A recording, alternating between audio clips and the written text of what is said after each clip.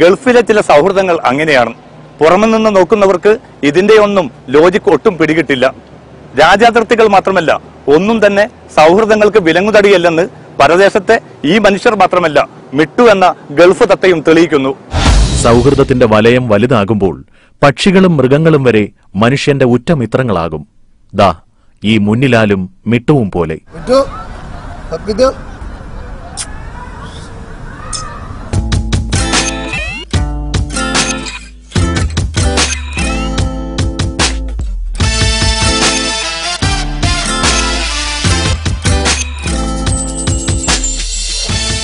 60 വയസ്സ് പിന്നിട്ട അലക്കുകാരൻ മുന്നിലാലും 4 വയസ്സുകാരൻ മിട്ടുവും തമ്മിൽ കൂട്ടുകാരായിട്ട് വർഷം കുറേയായി.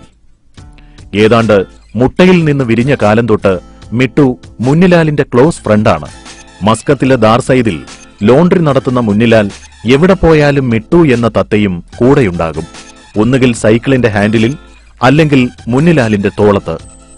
അവരങ്ങനെ മിണ്ടിയും പറഞ്ഞും ഊരു ചുറ്റുന്നത് ദാർസൈദിലെ ഒരു പതിവ് കാഴ്ചയാണ്. സൈക്കിൾ വിട്ട് കാറിൽ കയറിയാലും മിട്ടു കൂടെയുണ്ടാകും. കാറിൽ എവിടെ ഇരിക്കണമെന്ന് അവനെ ആരും പഠിപ്പിക്കേണ്ട. ഉത്തർപ്രദേശിലെ ഫത്തേപൂർ ജില്ലക്കാരനായ മുന്നിലാലിനൊപ്പം ലോണ്ടറിയിലുള്ള അദ്ദേഹത്തിന്റെ മക്കൾ, ജോലിക്കാർ, സുഹൃത്തുക്കൾ, അയൽവാസികളായ ഒമാനികൾ എന്നുവേണ്ട മുന്നിലാലിന്റെ എല്ലാവരും മിട്ടുവിന്റെ കൂടി ഫ്രണ്ടാണ്. അവരുടെ തോളിൽ പിടിച്ചു കയറിയും മുത്തം കൊടുത്തും അവൻ ചങ്ങാത്തം കൂടും. 3 ആൺമക്കളും 2 പെൺമക്കളുമുള്ള തനിക്ക് 6ാമത്തെ മകനെ പോലെയാണ് മിട്ടുവെന്ന് മുന്നിലാൽ പറയുന്നു. രാവിലെ 5:30 പതിവായി ചായ കുടിക്കുന്ന കടയിൽ ഇവർ എത്തും. ഒരു ഗ്ലാസ് ചൂട് ചായ ഇവർ പങ്കിട്ട് കുടിക്കും. വീട്ടിലെത്തിയാലോ കുട്ടികൾക്ക് കൊടുക്കുന്ന സിർലാക്കാണ് മിട്ടുവിന്റെ ഇഷ്ടഭക്ഷണം. സൂപ്പർ മാർക്കറ്റുകളിൽ വളർത്തുമൃഗങ്ങളെയും പക്ഷികളെയും കൊണ്ടുവരാൻ നിയന്ത്രണമുള്ളതിനാൽ ഷോപ്പിംഗ് സമയത്ത് മിട്ടുവിനെ ദാ ഇങ്ങനെ പോക്കറ്റിലിടും. അവിടെ എത്ര നേരം വേണമെങ്കിലും മിണ്ടാതെ ഇരുന്നോളും. അപൂർവ സൗഹൃദത്തിന്റെ ഈ കഥയിൽ വില്ലനായി ചിലരുണ്ട്. മിട്ടുവിനെ തക്കം കിട്ടിയാൽ ശാപ്പിടാൻ നടക്കുന്ന പ്രദേശത്തെ പൂച്ചകൾ.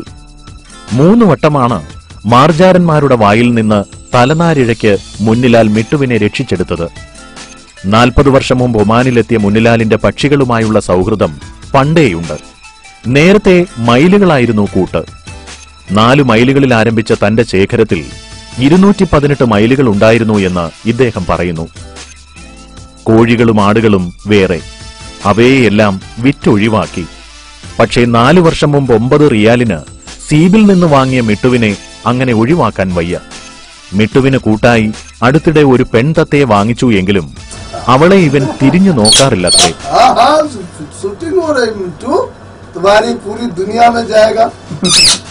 പ്രവാസം അവസാനിപ്പിച്ച് നാട്ടിലേക്ക് പോകുമ്പോൾ മിട്ടുവിനെ കൂടി ഇന്ത്യയിലേക്ക് കൊണ്ടുപോകാനാണ് മുന്നിലാലിന്റെ പ്ലാൻ. ഇതിനുവേണ്ട രേഖകൾ ശരിയാക്കാനുള്ള ശ്രമത്തിലാണ് ഇദ്ദേഹം. ജീവിത സായാഹ്നത്തിൽ മുന്നിലാലിന്റെ പ്രവാസ നാളുകൾ അസ്തമിക്കുകയാണ്. പക്ഷേ സൗഹൃദത്തിന്റെ ഈ ചിറകടി ഒച്ചകൾ നിലയ്ക്കാതെ തുടരട്ടെ എക്കാലവും.